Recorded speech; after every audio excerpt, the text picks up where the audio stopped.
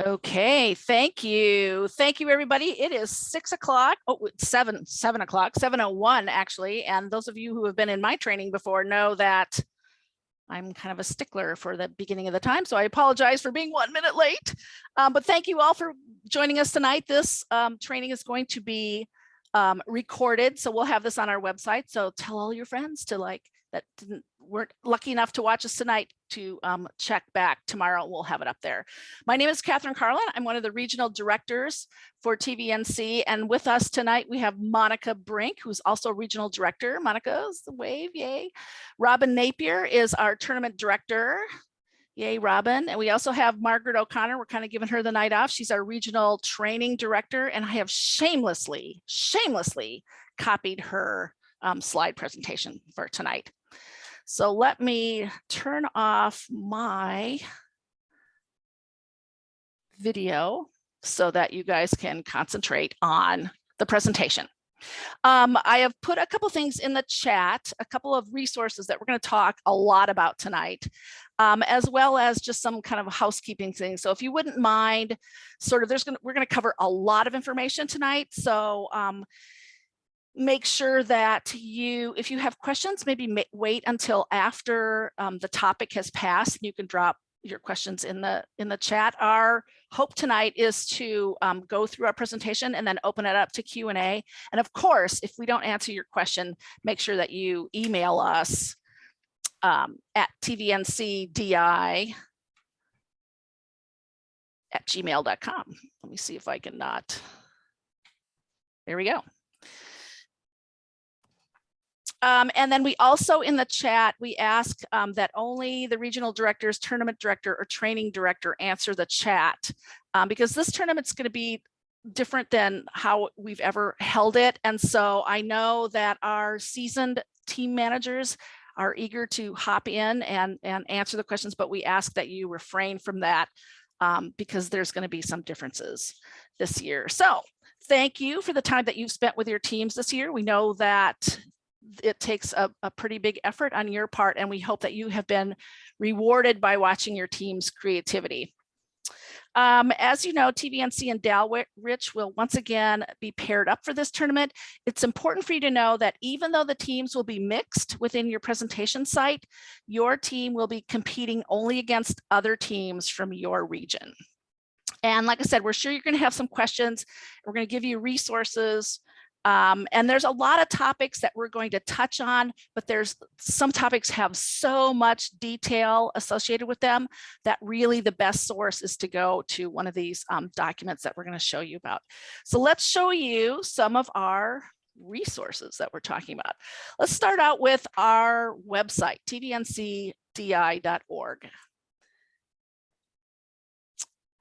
Okay, can you guys see the beginnings of a website? Are we good with the website? Monica, give me a thumbs up. Yes. Okay, cool. Okay, cool. So on the website, there's this tournament tab, and this is going to have all things tournament related. So if you hover over it, the two things we're going to talk about tonight that really affect you guys is the schedules. I've gotten a lot of emails about schedules. So here's where you find it right here, schedules. And this is going to bring up everybody's schedule. So you can look, scroll down, you can look up your challenge and then your team name, team number will be here. You'll see that the TC, this is team challenge time and instant challenge time. Now, because of the way that we're doing our tournament this year, the instant challenge time will be 1 hour after your team challenge time. So everybody this year is going to start with team challenge and then go to instant challenge. And then we have a tournament page, and this is all things tournament related. And the very first thing here is about our low contact tournament health and safety statement. And I want to go through this because it's really important for everybody to, have their expectations set on this. And by the way, please communicate this information to your team parents so they know what to expect as well. So we're going to be having what we call a low contact tournament. And there are several initiatives to go along with this so that we make sure that everybody is as safe as possible. So first of all, of course, if a team member or parent or spectator has any kind of symptoms or is otherwise ill, please have them stay home. Masks are strongly encouraged for the safety of our volunteers and the teams. And we will be sanitizing high touch surfaces between performance, like doorknobs and doorways and things like that. We are going to limit the number of spectators to 15, primarily family members. And we came up with that number because the largest DI team you can have typically is 7 members. And then we add in the team manager and their parents. The team manager has the final determination of who can remain in the room. So if you see somebody that you would prefer not to be in the room, or you're not really sure who they are, especially if they're taking the place of somebody that you do want to have in the room, please ask them to leave. And likewise, the way that we're running the tournament, it's going to be unlikely that teams are going to be able to watch other teams. We will have the sites set up for social distancing, especially those spectator chairs. So they're going to be preset and pre-distanced. Please don't move those around so you can sit really close to somebody, that there's a reason why they're going to be they're going to be distanced a little bit. And we have attempted to select the largest rooms in the school for our challenge sites. There's not going to be food or drink available for purchase, nor can we have food or drink in the building. You can have drink if it's in a covered drink container, but there's not going to be any food or any eating in the building while we're there. After the instant challenge performance, teams can stop, and actually before, and we'll get to this, right? But we're in the cafeteria, we're going to have a backdrop so that teams can stop and have their photos, and there's going to be t-shirts and pins for sale and stuff like that there. And right now we're going to have, the plan is to have a virtual award ceremony. I'm sorry, we have not come up with a time yet. Please check back on this site so that you can see when we're going to update that. I've talked about food and drink. We're going to talk more about our team arrival times. Robin's going to go over that, but basically, because we're limiting teams in the building, if you get there too soon, you might be asked to wait outside until space is opened up. And then, obviously we're hoping that everybody's going to cooperate with this. If people get particularly, I don't know, out of line or unruly, or willfully violate the rules, that might be a problem for the team. So make sure that everybody is going to behave, and I'm sure they will. And then there's a lot of other kind of information here about kind of the colors to find the wayfinding in the school of how to find your challenge and things like that, site restrictions. But we're going to talk for a second. Robin, you want to talk about the map? Yes, Robin?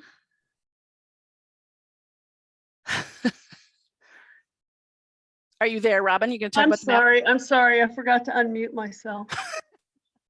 Okay, so here's the map, and you guys are going to have, you saw on the website, there's a link for the map, but so go over this if you want to. What do you want to talk about? Okay, so as you can see, everything's color coded. And if you've done this before, if you've been to a tournament before, it's the same colors we've always used. But let's go over that. You'll see at the top, there's a legend, and it tells you what color each of the challenges is. So you just look for your color on the map, and that's where your site will be. No, you cannot watch teams if the room is not full. It's no. Okay, so take Daring Escape. We'll unload here. I'm not going to go over all the whole map, but if you noticed, this year I've numbered the entrances and the unloading places. These numbers are actually posted on the doors. I don't know if you'll be able to see them, but it made it easier for me to tell you where to enter. Every challenge except for engineering and fine arts, they all have their own entrance, and I'll explain that why in a few minutes. But it's orange for technical, yellow for scientific, blue for fine arts, and pink for improv, green for engineering. Rising Stars is red, and Project Outreach Service Learning is gray, and then Extreme is sort of a beige. And then the entrance and exit to Instant Challenge is purple. So those are your colors. We'll have signs posted around the school telling you where to go in those colors, but fewer than in years past, because we do not want teams or spectators wandering around the school. That is what we're trying to cut down on. And we'll go through the day in a minute, but that is the map. This is on the website. It has a companion document called The Best Tips for Getting to Your Challenge Site. And again, this tells you the color of your challenge site, where to park, where to unload, where to park, where to come in. And it also gives you the number of your entrance. We will have larger signs posted outside for at your entrances, but just know that you can get an idea from looking at this and looking at the map, and we hope that helps. You don't have to be familiar with the whole thing, just your part, just so you know where to go for your challenge. Okay, I think that's good enough, but these are both posted on the website, and I encourage you to download them and have the parents from your team download them. Okay, thank you. Now, a couple other references that we'd like to guide you to at, like no pun intended, is the tournament guide for teams. And I've actually put that document in the chat tonight. It's also in the resource area, so you can download that. That has a lot of good information about what to expect at the tournament, and it has a lot of really good information about how to fill out your forms, which Robin is going to go over in a few minutes. And then we also have Rules of the Road, and Rules of the Road is really sort of rules of DI, rules of the challenge, rules of tournament day. And there's a lot of really good information in there. And we're going to really be talking about, especially like budget and expenses. This document does a really great job at succinctly and explicitly spelling out some of these rules for you. I mean, it's way better than what we could ever cover tonight. So we're going to have you go through that later as well. All right, so let's have a walkthrough of the day. Robin, you're going to help us with the walkthrough. Okay, so this year, as I've said, we're trying to cut down on the number of people at the school and in the hallways because of COVID. So every challenge will have at least one wrangler assigned to it.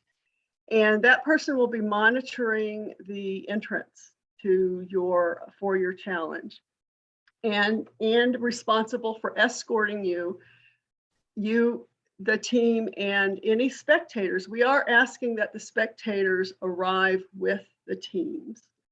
And so you'll be escorted to what's called a holding room. We'd like to keep the holding rooms to just one team per room.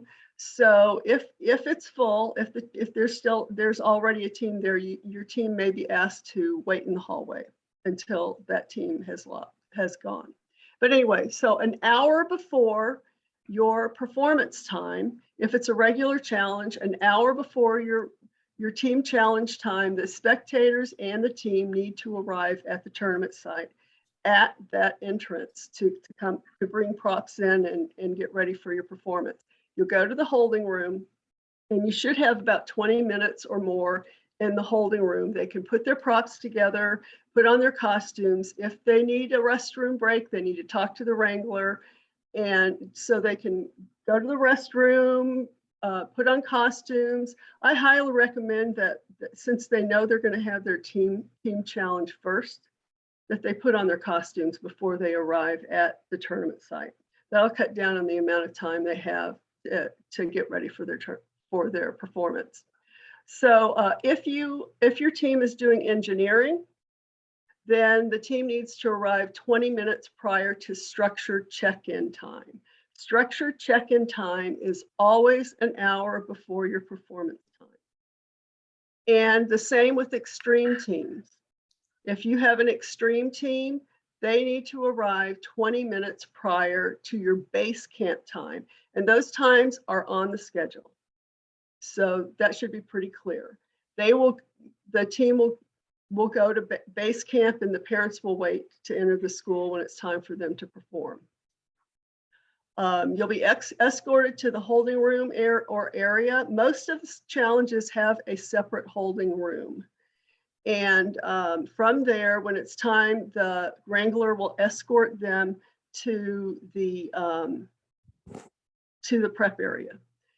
In the case of scientific and improv, there's a prep room.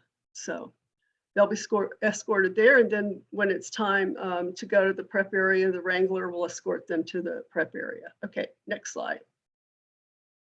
20 minutes prior to performance time. Next slide. I'm trying. Oh, okay.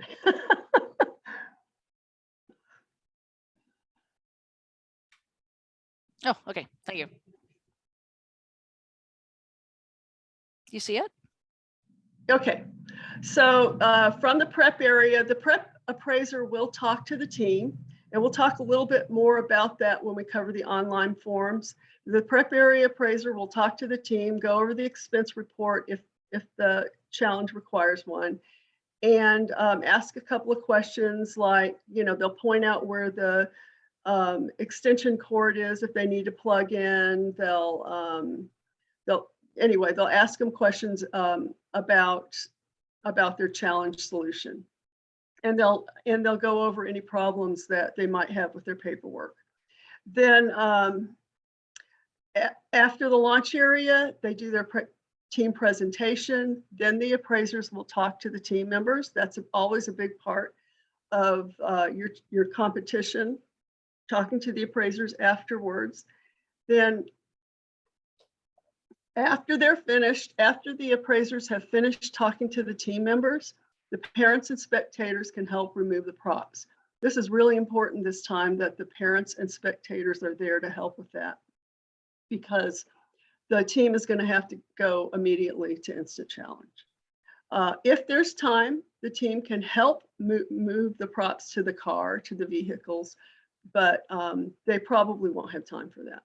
So after they finished in the team challenge time, they can take a restroom break if they need to. If there's a little bit of time left, they can go purchase pins and t-shirts. They can get a photo op done. They can go to the info desk. I will tell you that shirts and pin purchases will be done credit card only. They're not taking cash this year or checks.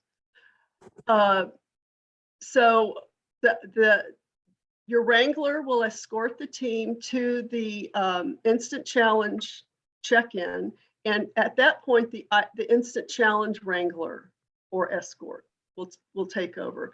Your instant challenge appraiser only has to look at the Declaration of Independence, which is also online, and they'll be escorted to a holding room. The team then they will come and get when it's time for the instant challenge, the wrangler will come and get the team and escort the team to their instant challenge room. They'll do their instant challenge. Then the wrangler will escort the team to the exit. It's possible if they didn't get an opportunity, the wrangler can take them for a photo op in the cafeteria. This year, scores will be virtual only. And the team manager of record will receive an email when scores are ready with a link to go to the resource area where they'll find their scores. There's a communication system in the resource area, and that's where the scores will be posted. It's likely, it's possible and maybe even likely that those scores will be there by the time the team finishes their instant challenge. If there are issues or questions with the scores, we suggest that the team manager and one team member go to the info desk to talk to them and ask to talk to their challenge master about the score. There will be a virtual awards ceremony. We had virtual awards last year. We're hoping this is the last year for this. We would rather do them in person, believe me. And that's what I have for the walk through the day. You'll notice we're not doing team check-in or the Friday evening before. There is actually no team check-in this year because your forms are online. There's nothing for us to check. And because of COVID, we want to keep as many people from being in the school on Friday night as possible. So there's no viewing your site on Friday night. Okay. And that's all I have.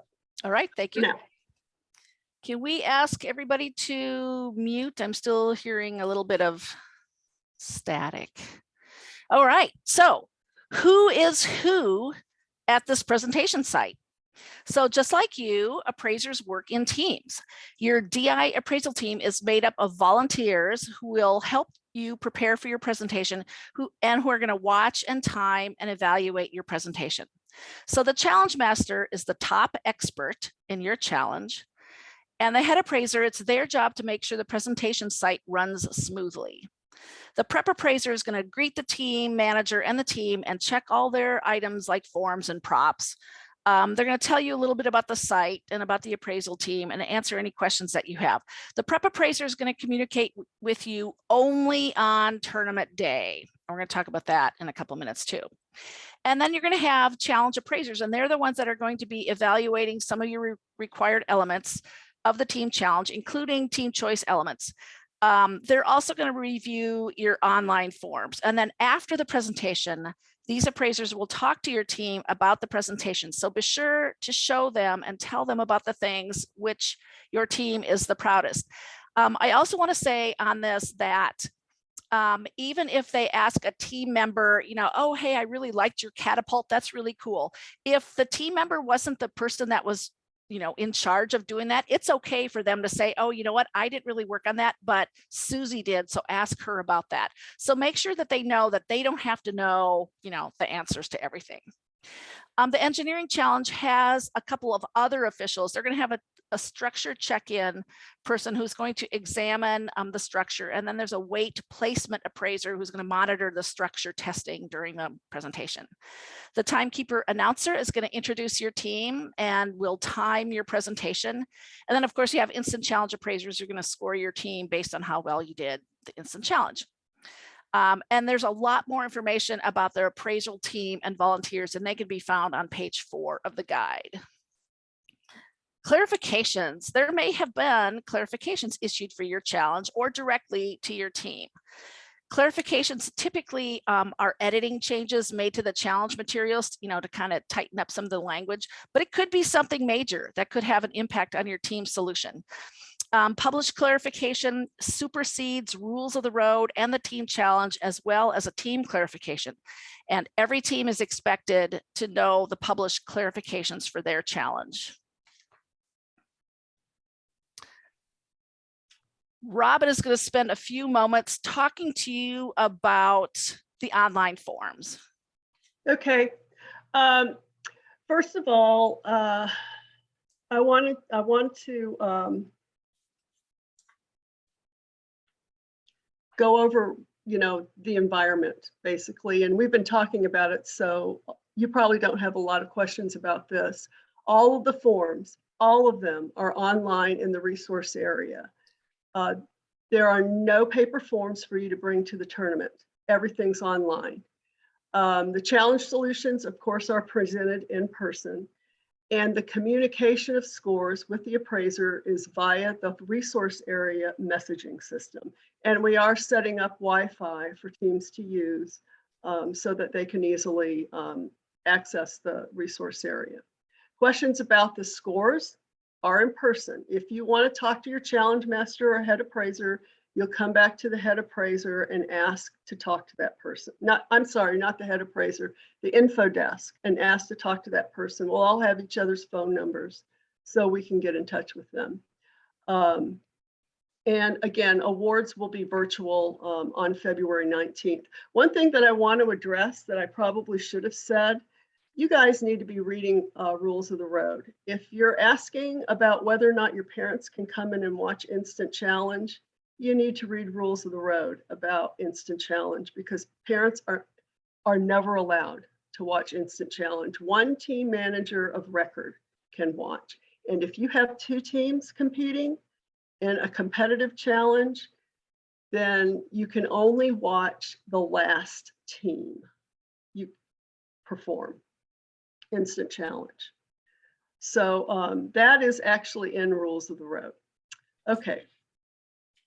We will be posting a link to the award ceremony, and we will send out an email when we've determined what time it's going to be. This is a tournament guide. I think Catherine already showed it to you. This tells you everything that you need to know about who is who at the tournament. It tells you site procedures, and it's step by step tells you how to fill out the online forms.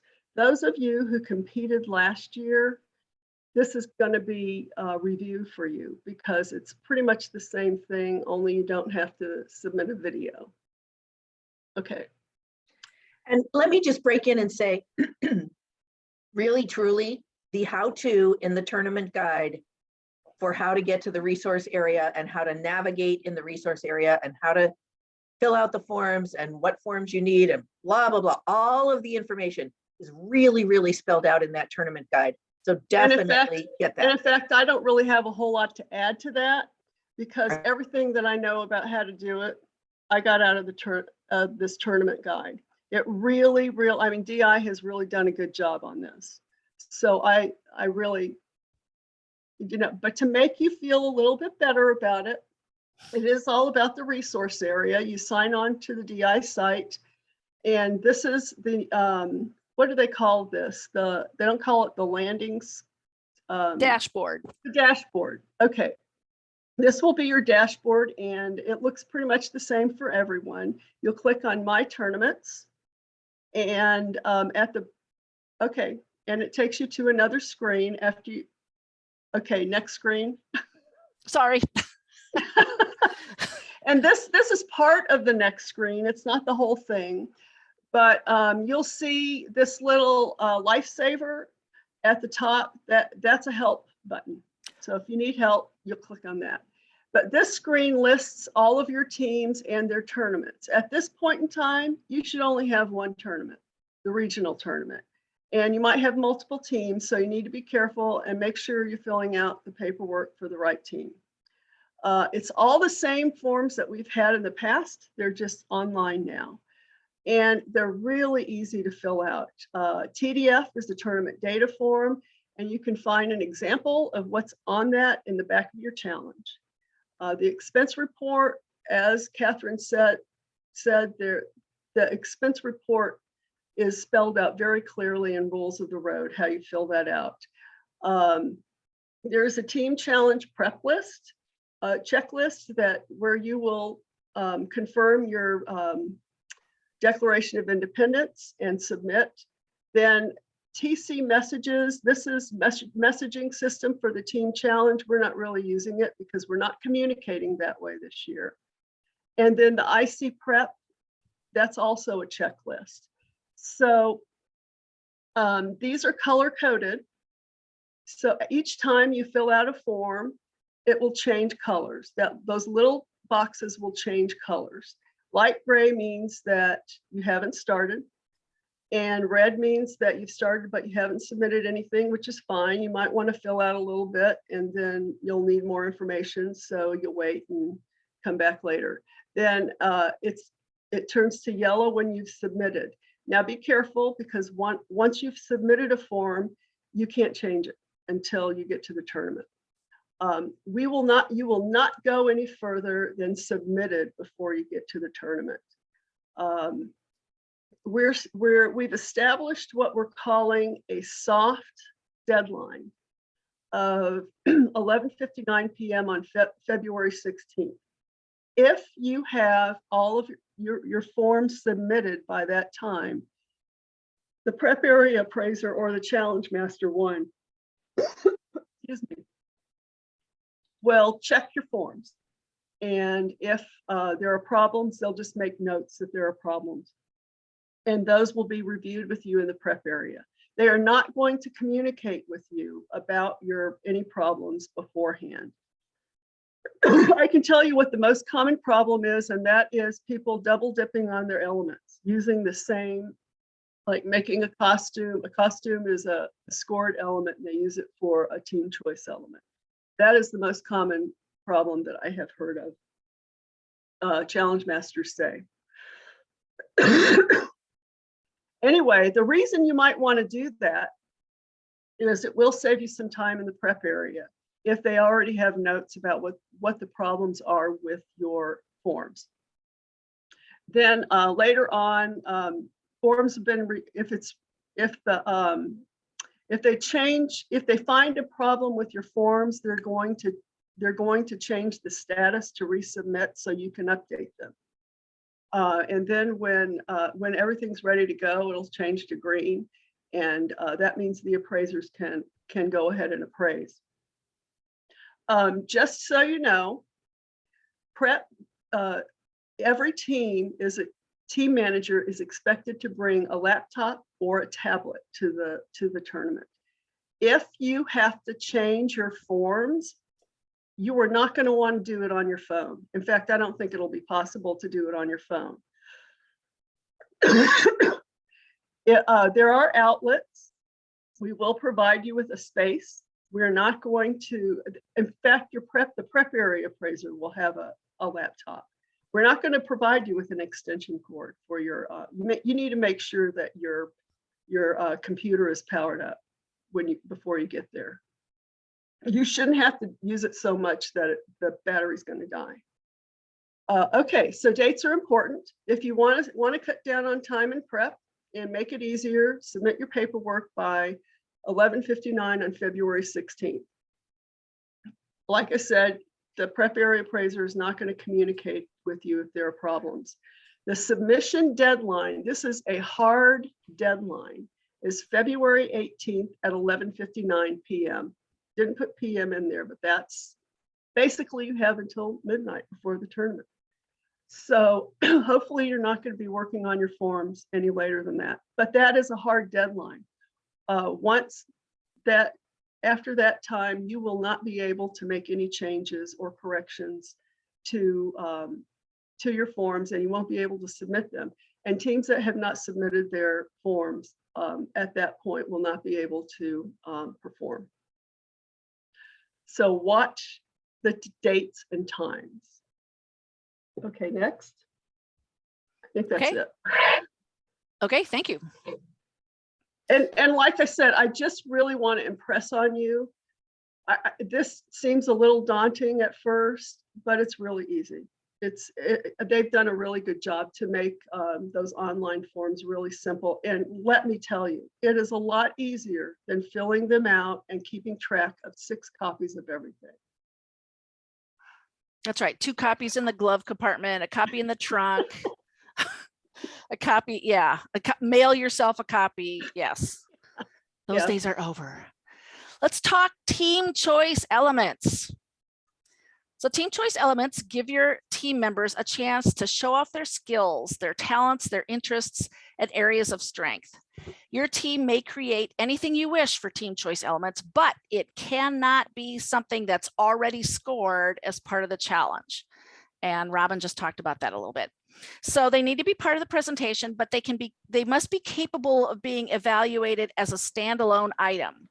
And they should have some meaningful connection to your team's solution. So as an example, let's say your challenge requires a vehicle, right, as part of your central challenge. So that is a scored element. But let's say that you have like a really cool artistic design on, one of the vehicle's doors. So the team could ask that artwork on the vehicle be evaluated separately as a team choice element. So it has to be something that's easily identifiable and evaluated and standalone for the team choice element. And we've talked in training a lot about team choice elements. The other thing I want to let you know is that your team's paperwork is going to include an area to describe each of the team choice elements so that the appraisers are going to be able to quickly and easily identify your team choice elements. Make sure that you're very precise, in what you want them to look for. And there's a lot of like super good examples in Rules of the Road on page 21. the team identification sign. So it has to contain that information that's there. Refer to rules of the road for the sizing specifications. And what I used to do is just have the team kind of design the sign to give them a break from working on the challenge. My high school teams, we always decorated a pizza box that was left over from our final meeting. Maybe not the, most pretty and sanitary thing, but it was kind of cool, and that's what they had. And since it's not scored, actually the team manager can make it. Oh, what? No team manager. See, it's like I was We so always It's the one forgot. thing they get to do. No. I was so freaked out about the whole interference thing. Like, I didn't even touch their stuff. I was told you cannot touch anything. And so, I mean, still to this day, I'm kind of scarred and a little PTSD by the whole. So Yeah. I've got to tell you, my first tournament as a coordinator in LISD, somebody was taping a sign, a team sign to a piece of scenery, and somebody else just jumped all over them for interference. And I'm like, it's a sign, it's not scored. Chill. No duct tape. No. All right, let's talk about team budget and expense report. I swear we could have a 2-hour presentation training on just this. I kid you not, but not tonight. So let's talk team budget and expense report. DI will set a team budget maximum for each challenge. The team budget is the total value of the materials used in the actual presentation. So you don't have to include any materials that you were wasted or experimented with, or pieces of wood that have holes drilled in them when determining the value of your presentations. Only what you used in the presentation. And some teams are going to determine the cost of materials, like sometimes down to the amount per square inch of something, and so they get to show off their math skills to figure out how that all works. And then because there's a limit on the budget of how much they can spend, it's another way that DI uses to keep a level playing field. You cannot exceed the challenge expense limit. As you can imagine, the budget and expense slides of this training always takes a lot of time, but there are pages and pages and pages and pages, and I kid you not, of information and rules of the road, examples. I know you're going to have questions about budget and expenses, but please read that first and then email us with anything that did not get answered in rules of the road. Safety. DI encourages your team to follow your area's health and safety guidelines while working on your solution. Your team is encouraged to be creative and take risks, but that doesn't mean you may put yourself, your team, tournament officials, or the audience in danger. It is your team's responsibility to design a safe solution that will not damage the presentation site, personal property, or your team meeting site. Your team must be in compliance with what's outlined in rules of the road, or you could risk a scoring deduction. And let's talk about scoring. Before you do, can I just make a plug for really, it is so disheartening as appraisers and for the team when a team manager did not read through all those expense rules and, or limited the team from using things they wanted to use because they thought they had to count every single thing. So you need to know what's exempt. You need to know what you do have to count and how you have to count it. And the same thing with the safety stuff. Don't screw up what happens to your team because you didn't take the time to read the rules of the road, and you still have 10 days to figure out anything that you didn't get right before now and fix it. So that's all I'm going to say. You're going to feel right. You're going to feel super bad if you brought a live animal and the rules of the road say no live animals. So make sure that you read rules of the road. And I understand. I was just like notified recently that apparently you can't use dead animals either. So make sure you read. I was going to say, or dead animals. Yeah. Apparently like animals like alive or dead, or a Schrodinger's cat, whatever. So yeah. And so rules of the road. Even if it's in a video, like one year, one of the challenges required a video, and some teams used live animals in the video, and they weren't supposed to. So just saying. But that might be particular to that challenge. So yeah, so read rules of the road. Don't be the guy who like is responsible for your team, you know, getting a deduction for that. Scoring. And like Margaret's saying too, it's like these appraisers want to give as many points as they possibly can for this. So help them out on that. So scoring. So all the team challenges and most of the instant challenge total score will be a combination of objective and subjective scoring. Objective scores are based on whether or not a requirement was met. Like if there's a requirement to turn a light on, did the light get turned on? All of the appraisers have to agree on an objective score. Subjective scores are based on the appraiser's opinion of how well or how creatively an item was performed or produced. When we talk about appealing your scores, you cannot appeal a subjective score because you can't say, hey, dude, like, you know, our performance was way more creative than what these appraisers were saying. It's like, that's their opinion and that's how that goes. So appraisers want to give your points there. So they're looking for your team's teamwork, the creativity, the creative use of materials, the seamless integration of props and script as part of the performance, and other risks that your team took.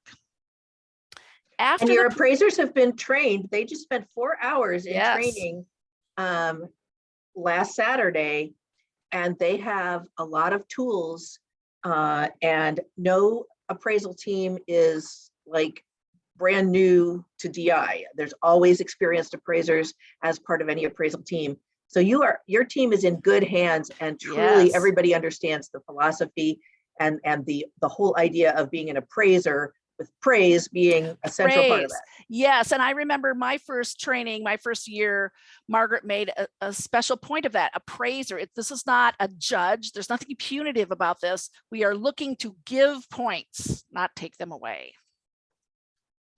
All right, so after your performance, so after all the appraisers have submitted their scores, your team's going to receive a score through that resource area messaging system that we talked about. And that's going to be called a raw score.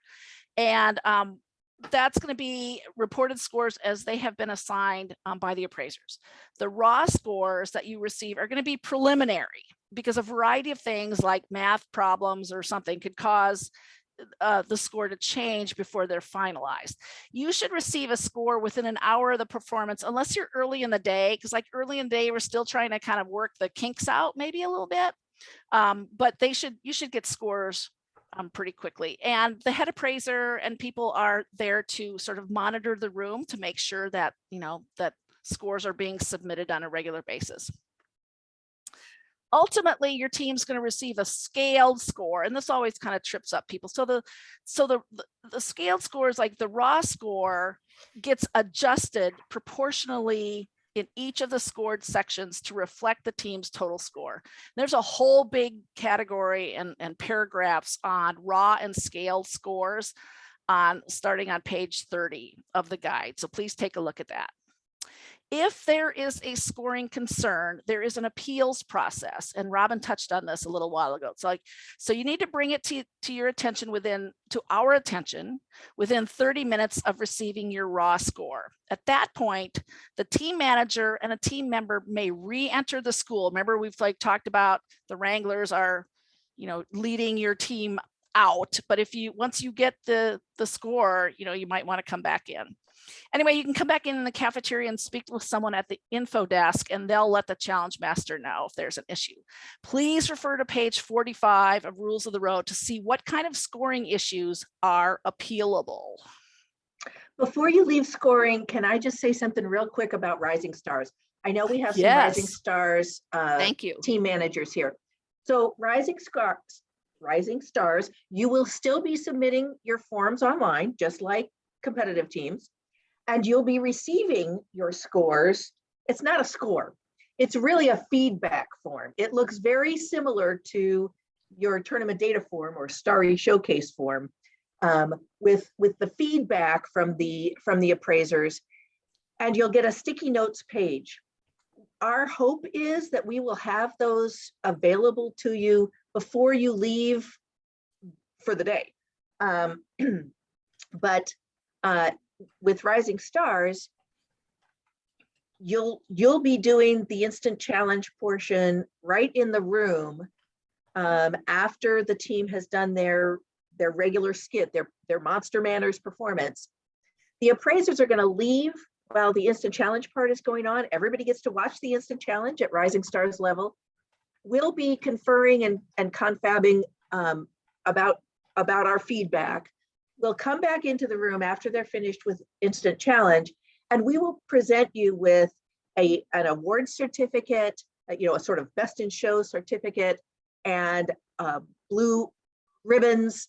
And hopefully we'll be able to submit your scores fast enough that we'll be presenting them to you, almost like simultaneously, but I can't guarantee that. So just know that you too will get your feedback through the resource system, the messaging system, even though it's not scaled or ranked or in any way, competitive like that. So that was just what I wanted to say to the Rising Stars. Thank you. I appreciate that. Deductions. It's again, DI is all about awarding points.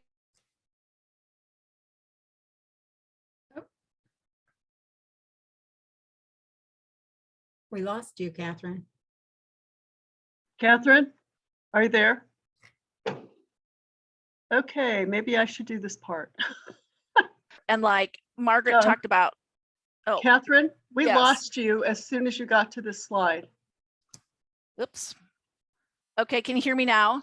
Yes. Yes. Okay, thank you. Yeah, for some reason I just got something on my screen that says I had internet problems. Okay, so let me start over. So DI is all about awarding points and rewarding creativity. However, sometimes there are circumstances that force a tournament official to deduct points from a team score. The two reasons for deductions, which are deducted from the team challenge scoring element that was impacted by the infraction, can either be for interference that everybody knows about, right? Or illegal procedure. And there's a lot of information again about deductions on page 43 of Rules of the Road. Much more devastating is an unsportsmanlike conduct deduction, which gets deducted from the team's total score. And one of the things that we had mentioned before is that if there are argumentative team members, team managers, spectators regarding our health and safety protocols, that could result in an unsportsmanlike conduct deduction. And again, that's from your total score. Some of these other things are like based on a scoring element kind of thing, but this is from your total score. And then there are some special awards that we give. So in addition to the awards for high scores, Destination Imagination gives awards based on someone noticing something outstanding and special. Appraisal teams may nominate a team or an individual for an award by filling out a nomination form, and then that form gets read and evaluated by a committee that's appointed by Robin. And not all nominations result in awards. So there's the Spirit of DI award that's given for superior role models in areas of spirit, sportsmanship, and volunteerism. Again, the key word here is superior. A Renaissance award is given to an outstanding skill in areas of engineering, design, or performance. This shows extraordinary amounts of effort in preparation for the solution. And then there's a Da Vinci Award that's given for having a unique approach to a solution, or for risk taking, and for outstanding creativity. One thing that I was going to say about the Spirit of DI award is that actually anybody can nominate someone for that. Okay. And typically the reason we don't give them out if they're nominated is because there wasn't enough information given about why.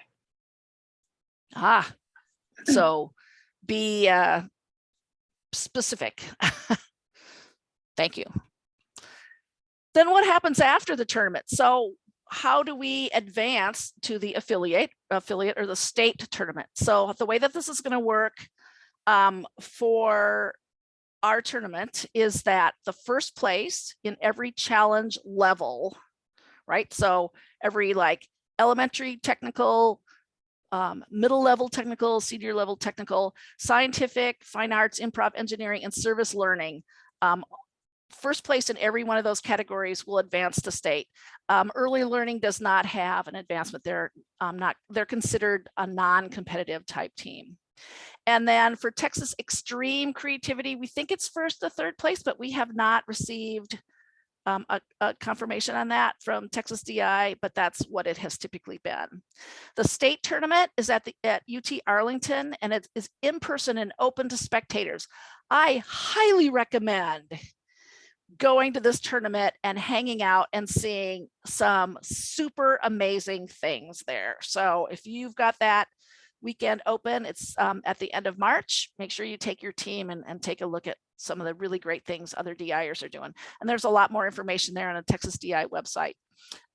Just like our regional tournament, the affiliate tournament has fees associated with it, and check with your school district to see about whether they will sponsor, how it is that they'll sponsor your team.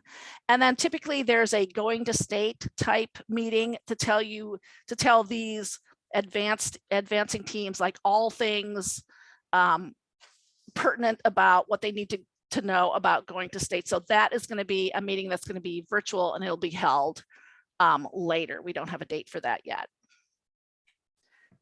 Any questions? So this is the end of my presentation. I wanted to mention one thing about Wranglers. You know, we've been talking Wranglers. We got these Wranglers people doing things. So these Wranglers, this is the first time that we're doing this, and it's kind of part of the making sure that, you know, we only have a certain number of teams in the building at a time, right? And so these Wranglers are assigned to the sites. So they're here to, you know, help your team get from here to there.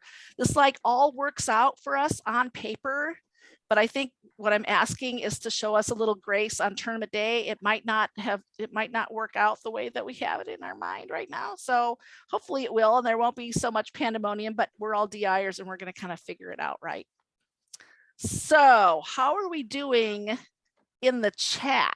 I'm going to go through Yeah. the chat and read out the questions because there Okay, were some really good most- questions. Okay, most of them have kind of been answered at this point. They've been but it would answered, be- but they haven't been, I don't think I everybody's. know. I hear you. You. Okay. But So, first thing I want to ask about is what time do spectators need to arrive for engineering or extreme, because the timing of their challenge is really different?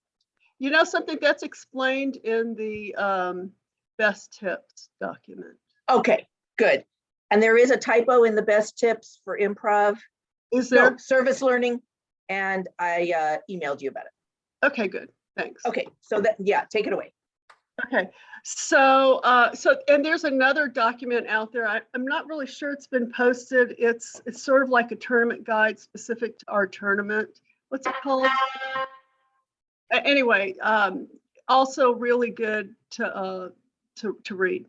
Okay, no, awards has not always been virtual. We prefer to have them in person. It's always exciting, a lot of fun. Music, a big screen, and animations, but you know, we're trying to observe protocols because of the pandemic. This year we are cutting down on the number. There's a question about siblings coming. We are cutting down on the number of spectators in every room. It's 15, regardless of the size of the room, and so some decisions may have to be made, but I will say that these protocols have been posted on our website for a while. So some decisions will have to be made, and we went with 15 regardless of the number of kids on the team. So if you have a small team, that might open the door for siblings. If rooms are not full, can we watch another team? No. We're keeping it to 15, and the team manager needs to be able to make that decision about who gets to come in. In fact, I usually watch a ton of teams on tournament day, as long as there's, you know, it's running smoothly and no fires to put out. I'm not planning on watching any teams. I don't want to take up anybody's spot in a tournament site. And I think Catherine feels the same way. We would love to watch other teams, but we probably won't be able to. Um, And, so, and about that 15 also, it's like, that's based on, you know, like I said before, a team of 7 team members, and each has 2 parents, or however Parents. they want to do that. So, and we're trying to kind of keep it just to families. I will say that our board has gone kind of back and forth on this. Our first thing was to have team manager only there. So, you know, please, you know, understand that we've like kind of compromised to have this, and don't feel compelled to bring 15 people in there if you can't find, you know, 15 people. We're just saying that that's the maximum. If people have siblings that they want to bring in, that counts toward the 15. But the team does not count for the 15. It's 15 Or spectators. the team managers. No, the team no, managers the count. team managers do. Yeah, they Including, count. so the spectators, including team managers, equals 15. Okay. Okay. So these links are not working from this site, Tournament Guide for Teams. You have to be signed on to the resource area, I think, to get to it. Does that go right directly to the resource area, or did Catherine? What was the question? He It's- says, It didn't work the first time, but it did afterwards. So maybe Okay. I signed in. Yeah. So you can Okay. disregard that one. all right. Teams can practice in the cafeteria now, because you won't be able to go to the cafeteria before. You come in an hour early before, and you go right to your site. So there's no practicing. Do your practicing before you get there. You can do it outside if the weather's nice, but no, not in the school. Can Um, we talk now? If I have 2 teams and I have to be there at 2 different times? Okay, so don't bring both teams in, right? So you're gonna have to Oh. switch teams when it's their time. You're gonna have to get Right. parents to help you with that. Yeah. Oh, God, maybe not do Rising Star after all. Okay. All right. No, don't No, do that. and the way that we have these, and the way that we tried to do the schedule, like I said, it's like, it's all about kind of like getting you in, doing the performance, getting people out, and it is part of again, sort of our health and safety measures. We were very concerned about getting volunteers and appraisers who maybe don't work in schools or don't work in settings that, you know, have a lot of people. So this was, you know, kind of our way. I will say that DI Inc. Wanted people to be vaccinated. They wanted to check your vaccination status. They wanted to do contact tracing. I mean, this is like so loose compared to what DI was recommending for this. Yeah. So Leanne's question about, so when I did the scheduling, there are 10 team managers that have 2 teams. And hopefully what we've done is, we've done them so like it's like sort of right before lunch and right after lunch, because we don't want the teams to like stay there for 4 hours while the next guy kind of comes and goes, right? So it's And, like one team completely goes and the other team comes in. So I have a 10:45 and a 1:40, and I have 2 kids, and there's 2 parents. So that doesn't. I don't know how I'm supposed to coordinate this. So you don't have any other parents from your team? You don't have parents for the other kids on your team to help you out with Yeah. this? Yes, one is my assistant coach, and one has a set of twins. It's okay. We'll figure it out. If it doesn't work, it's okay. Okay, We'll you figure said, yeah, you know what? You know, we should talk about this offline, because we want it to Yeah, work out. That's what I was gonna say. Okay. Leanne, Yeah. We want it to email work me out, and so. we'll talk. Yeah. I'll call you. Do spectators for engineering need to come at the same time with team members? Ideally, yes. They will have to wait while the team is in structured check-in, but that will be okay. I mean, we want the spectators and teams to come in together, so we don't have people wandering around the school. So if that's 20 minutes before they normally would come, because we're saying come 20 minutes before structure check-in time, which is an hour before your performance time. And that's when we want you there anyway. So, Right, right. So for those guys, they don't, right, all their spectators don't have to be there the 20 minutes before check-in time, but which is an hour before their performance time. no. We want the Okay, spectators to be no, there for okay, check-in. I got you. I got it. Yeah, I yeah, yeah, got you. yeah, yeah. I mean, they can, they can wait there for the team. Only the kids that worked on the structure, which is usually not the whole team, Yeah. and a team manager go into the structure check-in room. So Oh, so spectators for extreme. Okay. there are no, Ex- well, okay. So extreme is kind of like instant Where are we? challenge. Where are we? Well, I'm sorry. I'm like Oh, started at she's the at the bottom. bottom, yeah. Okay, So, yeah, let's go in order. okay, So, go. if we don't need the full hour to set up, can we arrive, say, 30 to 40 minutes beforehand? Yeah, you can. You can arrive later. We're going to wonder where you are, but it'll be okay. But we'll And keep you should look at my response to that. it. Oh, And we'll- okay. Yeah, okay. You'd be smart to go at the right time. It's gonna be, there's wranglers, it's gonna be a Plus, there's little different than traffic. usual. There's I- traffic, there's parking, Yeah, there's, I think you you know, should there's a lot. think about that So, 1 hour before. Yeah, that's a good point. Okay. For extreme, the team manager should tell spectators to come 20 to 30 minutes before. For some reason, my paging is working really No, that weird. was my answer. So, and then there were a couple more questions and I said, really, we need to bring this up in the Q&A. You need to tell extreme spectators what the deal is. or Well, extreme that's team also managers. explained in the document, the best tips document. There's a whole flow in there and it addresses extreme and engineering.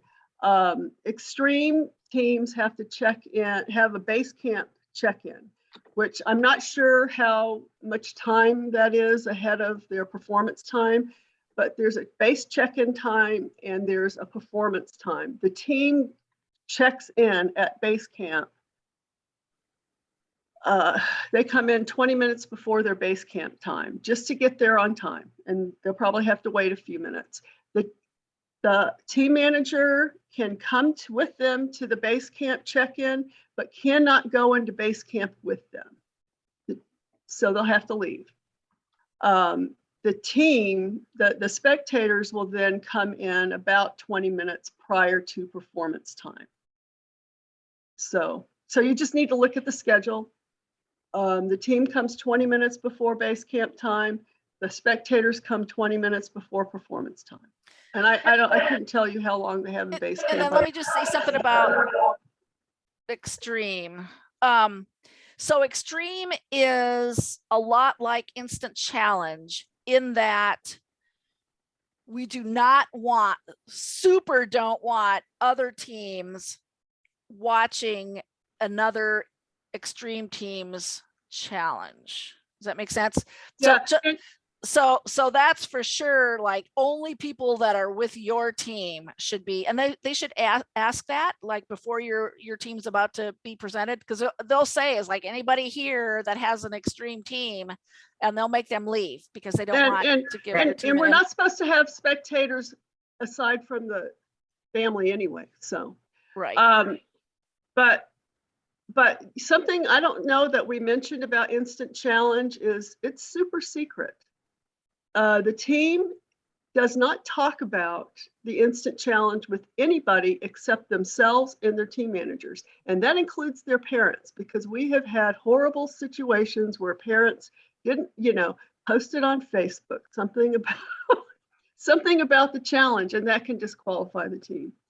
So you do not talk to anybody about the instant challenge, and the same with extreme. Nobody. And that is covered in the tournament guide for teams, in the procedures for instant challenge. And it's important that team managers read that. Your team will be asked to take an oath that says they will not discuss anything about what they do in instant challenge until after global finals. Okay, but I was about to say that it's the same with Extreme. Although the parents will get to watch their kids' team perform, they are not to talk about it because you're giving away it's a secret. It's like Extreme is like a hybrid challenge on steroids. That's what it is, a hybrid IC on steroids. Okay. Can team managers still go with the team to IC? Yes, they can. As I said, if you have 2 teams and both of them have to do instant challenge, you can only go in with the second one. I think, so like I said before, we've got 10 team managers that have 2 teams, but I think the vast majority of them have, one of their teams is Rising Stars. Or one of their teams is Extreme. Right, but that's just, right, exactly. But that doesn't matter. Extreme Yeah. doesn't matter. Right, So, exactly. Well, right, either Extreme or Rising Stars is their second team, Yeah. and it's okay for them to go with their team. It's just if you have 2 competitive teams, then you have to do some juggling. And I think there might only be 1 or 2 team managers. I think one of them has a question we'll come to in a few minutes. Okay. Once the team is finished, will there be a designated place for teams to put their items? Okay, so this is between team challenge and instant challenge. This is where your spectators really come in, play a big part in helping you. We encourage parents and spectators to help clear out the challenge site and get those props to the car. If there's time, the team can help with that, but the team really should stay there. So that's really, we encourage that anyway, any year, but in particular this year because they're so close together. And I think somebody, we'll come to it in a minute.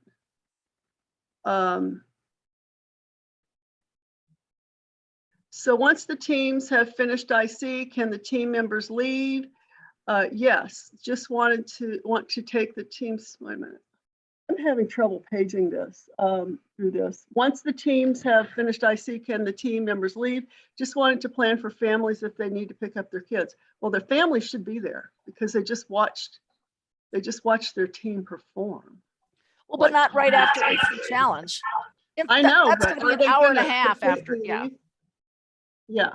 They will be asked to leave. If they still want a chance to go by, have their picture taken, or buy t-shirts and pins, they can do that before they leave. But yes, they're not to hang around.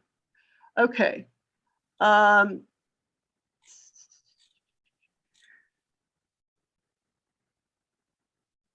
But I'm still not sure whether improv team can come in 20 to 30 minutes before schedule instead of 1 hour before. Yeah, you can. You can. I mean, this is a team that there's no setup with an improv team. So just keep in mind that 20 minutes before your prep time, before your team challenge time, there is no holding. You go directly to prep. So. Got it. You're Thanks. really cutting it close if you do that. Yeah. I mean, Okay. I don't suggest it, just simply because there will be traffic, there will be parking issues. You'll have to find your way around the school if you're not familiar with it. I just, anyway. Okay, this is We'll come over. one. Thanks so much. Thanks, Robin. What? She just said Oh, thanks. Yeah, Oh, thanks. okay. So are you guys doing an improv again? Are you guys doing improv again? Yes. Okay, Yes. So okay. we'll come an hour early. That's fine. I just wanted to make sure that I tell the parents that they can come later. I'll bring the kids Okay. beforehand. And Thanks. your entrance, to tell you the truth, your entrance is right there, like around the corner from Okay. the room. So there's really there's no, and we are allowing improv teams to park in front of the school. Nobody else gets to. Oh, But nice. improv I like that. Thanks. You're That's- special. Yeah, I like because you're, it. Thank you, right ladies. there. Appreciate it. So yeah, okay, we talked about spectators and IC. Ryan and Big Mama A, did that question get, oh, well, Ryan had a question about timing. I have 2 teams and my first team will not be finished with IC before my second team is allowed to come into the building. Will I need to leave the building before being allowed to come back in. So you do know, Ryan, that you're not going to be able to go into, so are they both doing IC? Ryan, you can unmute. Yeah, so it's just No. because it looks really tight Uh-huh. on the timing, because my elementary team has IC at 10:15. And so assuming a 20-minute cycle, that means they're leaving at 10:35. Uh-huh. My Rising Stars team performs at 11:35, meaning they're going to be led into the building at 10:35, like at that same time. Okay, yeah, that is cutting it close. I will say that you won't be able to go into instant challenge with your first team. Why Oh. not? And- No, Why why not? not? Yeah, sure he can. Oh, Yeah, is the it's second Rising- one it's Rising Second team Stars? is My Rising second team is Stars. Rising Stars. Oh, I'm sorry, Yeah, I'm sorry. Yeah, So Ryan, my feeling is, you'll have time to come out of Instant Challenge and meet your group. Why don't you tell them, instead of a full hour, why don't you tell them, 50 minutes or something? yeah. I think you'll be okay. Okay, I just want to make sure, especially since two of our parents from that team are volunteers. So like we're Okay. running Your low wife- on parents to help out. Oh, Your wife I is appreciate that. appraising Thank it. you. Yeah. But all right, it's all good. All right, thank you for Okay, answering that. Thanks, Brian. Spectators are never allowed. Okay, thanks, Ryan and Big Mama. Can you put the clarifications website in the chat? I did. Okay. Uh, DIHQ, well, yeah, that's, okay. I don't think clarifications even require a pass. They passport. do. No, it's They it's don't. on the, Anybody, it's on the anybody can see DI, yeah, it's on the DI homepage. that you Yeah. pulled out. Yeah. After IC, are the team members done and allowed to leave? I think we talked about that. Question about service learning site, performance site is listed as A12. Okay, so I made a mistake, believe it or Yep. not. a little Is typo. that what you were talking about? Yeah, that's what I was talking Okay, about. okay. Yeah. Yeah, you're on the C home. So that's a mistake Yeah. and I will fix it. We Sorry. need to update, fix the map. Okay, we'll fix the map tomorrow. The map's fine. It's The ma- that it's the- tips for it's the getting other- to your site. And- Oh, and- right, And I okay. have to tell you, I thought I updated it. I guess I didn't save it. I don't know. Anyway, I know I updated it. Just saying. Okay. Let me get my map. Hold on. Okay, our challenge mentioned, we will have an electrical outlet to use. Do you know how far it will be from the form? They're required to have an extension cord that comes to the edge of the, at least to the edge of the performance site and probably to the middle of the performance site. If you think that might be a problem, you should bring your own to plug into it, but they'll point it out. We The prep area appraiser will point it out. What were you Okay. gonna say? the sites will have extension cords Yes. and they're 50 feet Oh, okay. Right. So It's gonna be, it's out plenty. in the hall to And the actually, bathroom. Yeah. for technical, we have one of those extension cords that's on a reel. It Yeah. might even be longer than 50 feet, so. Okay, I see two different teams on my tournament page. After clicking this life jacket icon, not my correct team. So that's a problem. So I saw that Margaret had her email me because I don't think that's a problem with our system. That's, That's what I was wondering. do you And have, then I are you, think- It sounds I like think- maybe somebody registered with your team. well, number. baby, are you No, still? I think, she sent a screenshot later. I think it worked out. Is that right? Is that right? Topeka, are you still here? Yes, because we're having a side Yes, I'm conversation. here. Yes, Okay, so did it? yes. It looks like it's was a fine. Oh, perfect. screenshot. Okay. Yeah, Woohoo. I looked Okay. at the stuff and I didn't see it was a screenshot that they had put down as a explanation. So thank you. Okay, so you're good? Yes, thank you. Perfect. Good, thanks. Yay. So more questions about outlets, but that is something the prep area appraiser will point out to you.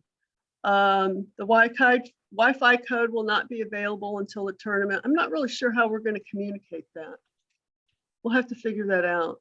Big Yeah, signs we're everywhere. gonna give, so we'll have, This should okay, be so in our we'll, prep areas. yeah, the prep area people will have that. I mean, Oh, we need Wi-Fi for scoring. So if there's people like, watching, last week's Dateline or something, that's gonna be a problem.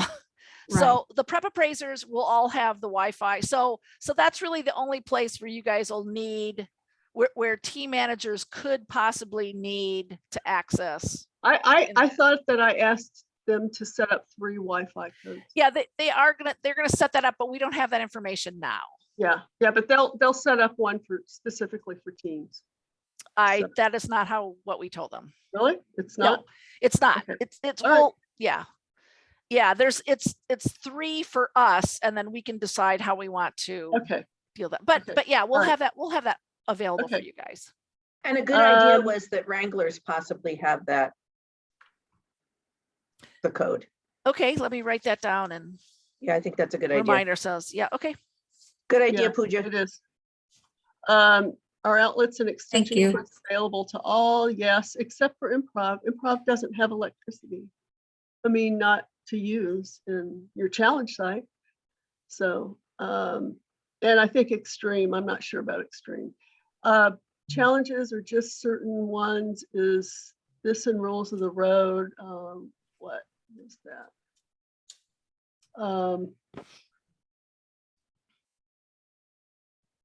Extreme. Okay, so Seema had a question about how extreme teams get their scores. And I'm assuming they will just be emailed. Well, that's interesting, right? Because they don't have that resource area. Right. So we will, we can, it just goes through just the score room program. So we'll get a PDF and like email it to you. Okay, but no paperwork for extreme teams, no online forms, no nothing. Right. The Wi-Fi code will not be available, blah, blah, blah, blah, blah. Okay. Can a team choice element be as broad as set design, or do they need to pick one particular part of their set? Well, the general consensus is it's best to pick something specific for scoring purposes. Set design typically is very broad, and there could be some things about set design that are fabulous and some things that aren't. And it's possible for the things that aren't to bring the score down. So that's just a decision the team has to make.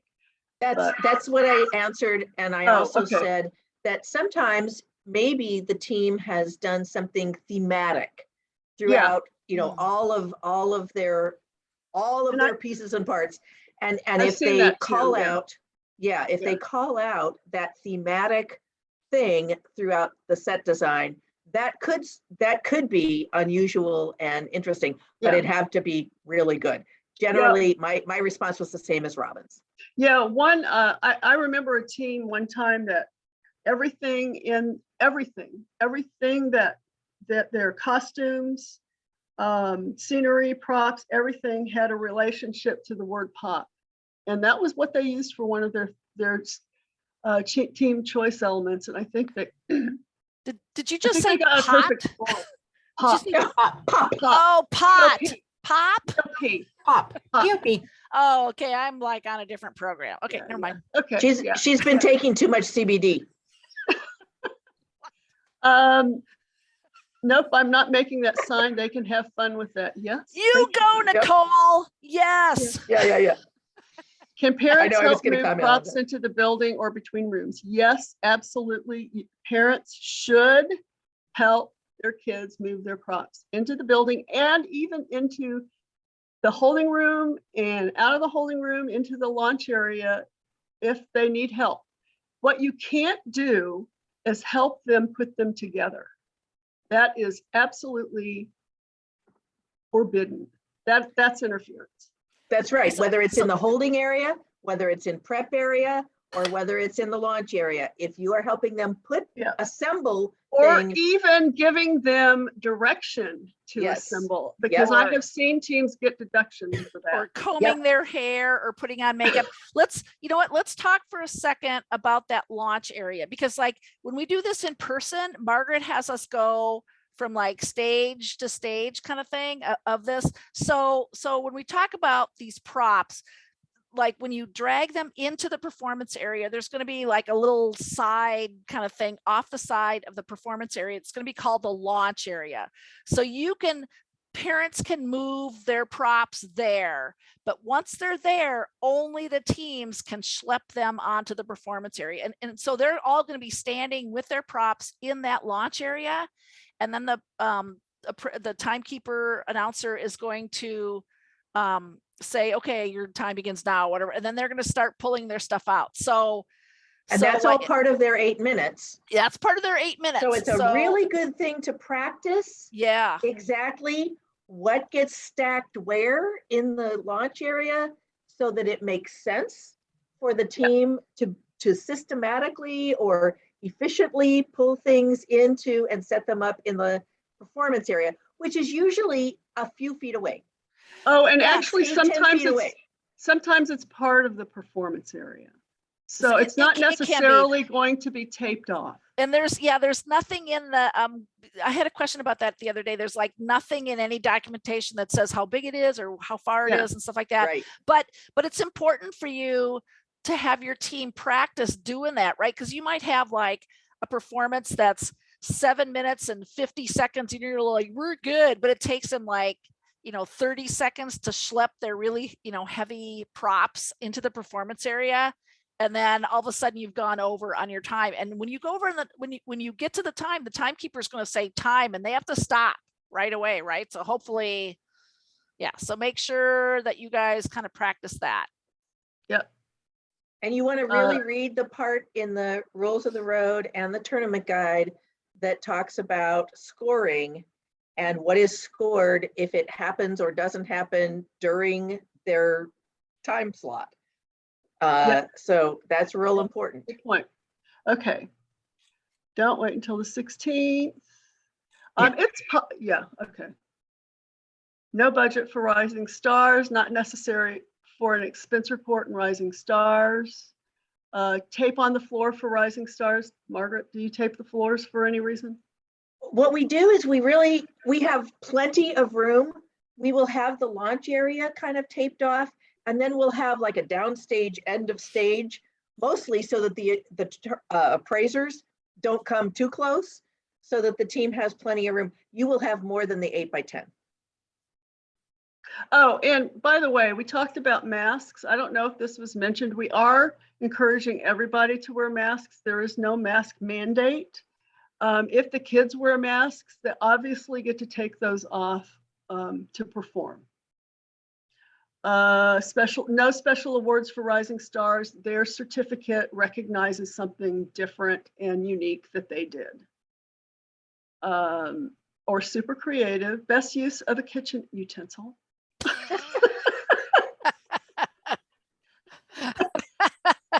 Okay. So this was my question for Catherine today. Do you think we'll get any questions about that Globals email? There you go. Let's answer these other ones I first. Yeah, completely let's come back sidestepped to that. that. Yeah, let's come back to that. Yeah.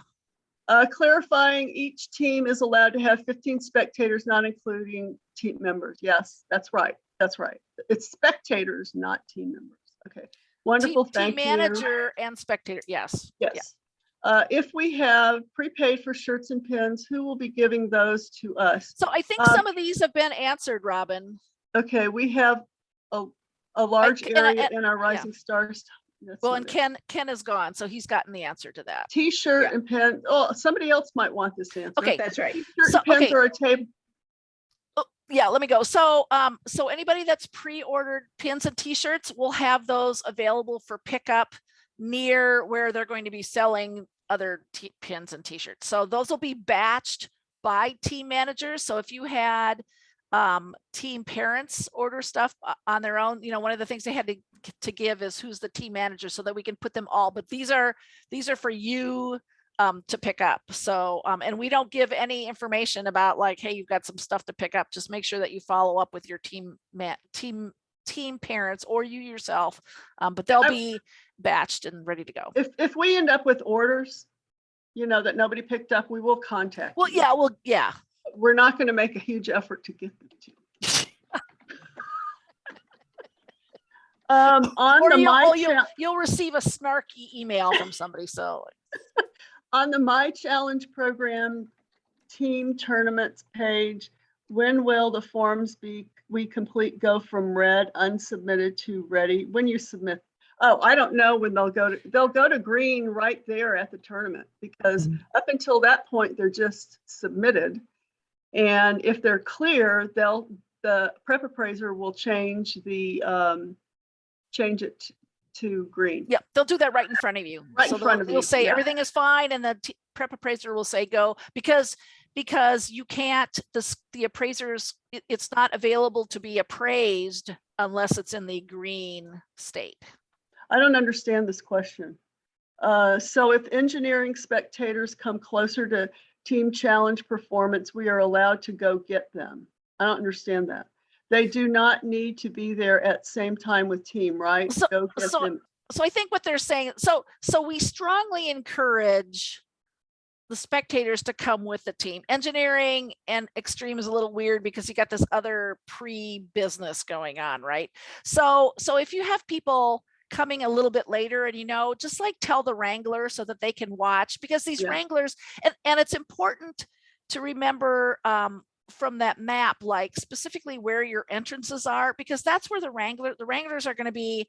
Either going to greet your team, they're going to say, we're so excited to see you guys. And like we said, it's like if you come too early, we only have so many spots available for holding spots. So they'll ask you to wait outside. But if grandma and grandpa come to that doorway, they can tell the wrangler like who they're with and stuff like that. And the wrangler will make sure that they get there. Something that I would like to mention, I Yeah, wish I Monica- had thought Monica has a about it response. earlier, is that we the band has a percussion clinic going on that day. So the band hall, all those music rooms, they're all being used except the choir room. We're using that. So there will be elementary kids in and out because of that. What were you going to say, Monica? One very important thing is make sure all your parents know exactly what team challenge that their child is performing in and where they need to go. Even if it's just the color, you need to follow hot pink, you need to follow beige, because otherwise we won't be able to help them if they don't know.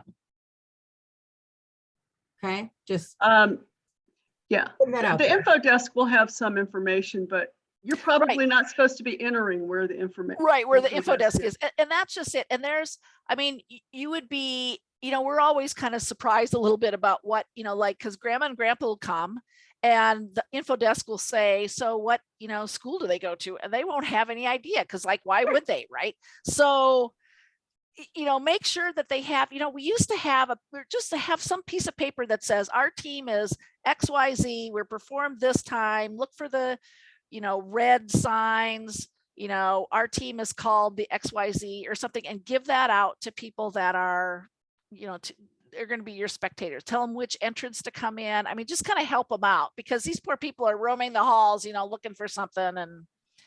And yet another good reason for them to just be there together, come in together, be with you. So I don't know who that person was who did best tips, but they evidently left stuff off. Shocking. Okay, so I think I covered when spectators should come for extreme, 20 minutes prior to performance time. Good. Yeah. And they should use the same entrance that the extreme teams use, if possible. Teams need to communicate to parents and other spectators, the timeline, and blah, blah. I think we just covered that. Right. Okay, got it about extreme spectator, blah, blah. Is a printable version of the tournament schedule available? It will be soon, right? It'll be when I get to it, which is probably going to be like the day after the tournament.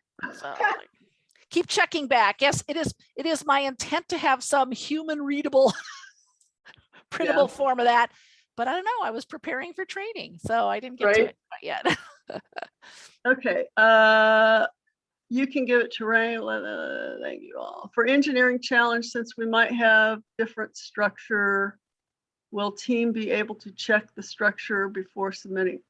I don't understand that question. The reason, this is a question asked by me. The reason I Okay. asked was for the ramp.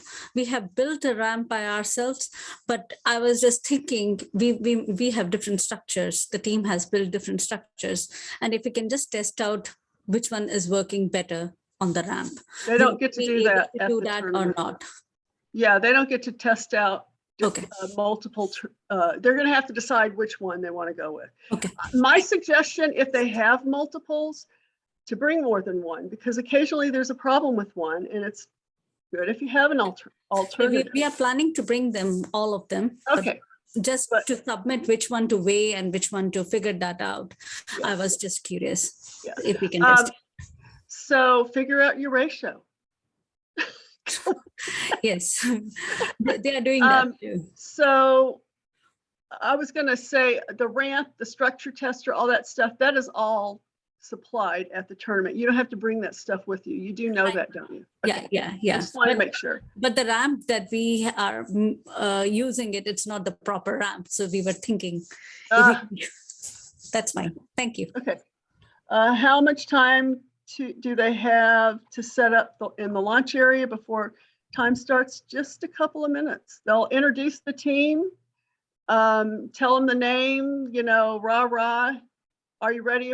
Appraisers, are you ready? Team, are you ready? Audience, are you ready?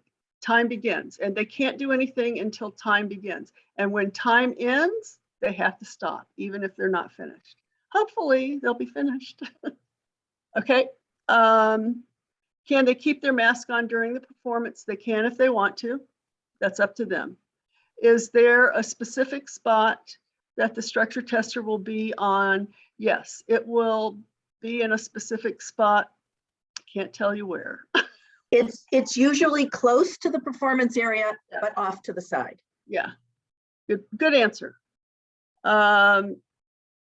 Okay, I'm not getting any more questions. Are there any more questions? I don't see any either. Okay, so let's go back to the globals question. Okay, The globals, DI is allowing anybody that wants to, that has a team number, to go to globals. That's the answer. Except Rising Stars and Extreme. Thankfully, rising stars, no rising stars. None of us are happy about that, but hey. all right, so let's, One thing that you need to be prepared for, if you're thinking about that after the regional tournament, if your team doesn't qualify, or even after the state tournament and you want to go and your team didn't qualify, because let's face it, most teams don't get there. Don't get there by qualifying. You need to find out from your school or school district what they will pay for, because globals is expensive. Very expensive, and Expensive. very likely your school district will not, if you did not qualify to be able to be advanced. So it's a big decision. I can tell you, if you're LISD, they won't pay for it. They'll only pay for first and second place teams, period. that have been qualified through state. And let That me have just been say, qualified. and let me just say that state is saying that, the state tournament is still on. They will have, they will qualify the teams to have, state champions. There will be state champion shirts. I mean, it's still a really, really big deal for the state tournament. Texas probably has more teams competing than, well, I could say, TVNC has more teams competing than all of New Hampshire, right? So, Right. so I'm just saying that, like, We have more teams than all of New Hampshire. well, yeah, I mean, that's right. I mean, there are teams, that the competition is so, a lot of competition in Texas, very good, strong competition in Texas that they won't see like in other affiliates. But so Texas DI still firmly committed to having a state tournament. Like I said, there's going to be certain perks for the teams that are going to be officially certified from Texas to go on to globals. So there's still, you know, we're still planning on doing that. That's still a big deal for Texas. Yeah, it's we're taking that very seriously. The whole qualification, and your school districts will take it seriously too when they're deciding who to sponsor. So I can tell you that the tournament fee itself, just to go, is $5,500.